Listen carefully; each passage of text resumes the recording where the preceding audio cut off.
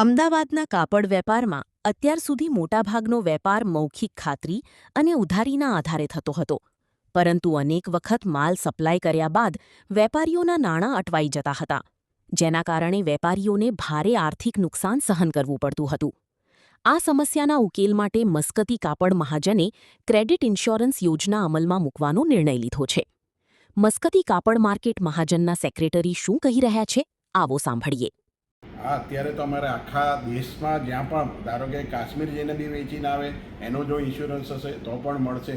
આ અમે 4-5 કંપની જોડે અમે નેગોશિએટ કરીને સારામાં સારી ટર્મ્સથી અને સારામાં સારા પ્રીમિયમથી અમે નક્કી કરવાના છે, જેનો લાભ અમારા બધા મેમ્બરોને મળશે.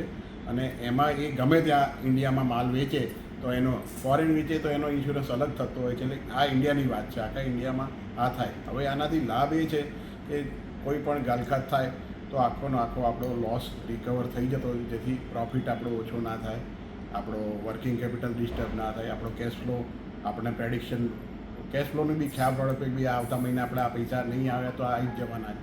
એટલે બહુ સ્મૂથ કરી નાખશે. બીજું શું છે કે બહારગામનો વેપારીનું ક્રેડિટ રેટિંગ આપણે નથી કરી શકતા અહીંયા, બહુ બધો રેફરન્સ લે છે.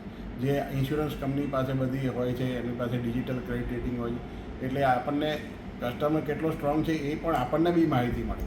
એટલે સૌથી સારું છે ક્રેડિટ. એને કેવી રીતે આપણામાં લાગુ પડો એના માટે અમે તપાસ બધા 3-4 કંપની જોડે વાત કરવાના છે. પછી એની જોડે એમઓયુ કોન્ટ્રાક્ટ જે જરૂર પડશે એ કરીશું અને એ જ કંપનીનો કોન્ટ્રાક્ટ લે તો અમારા મેમ્બરોને લાભ થશે.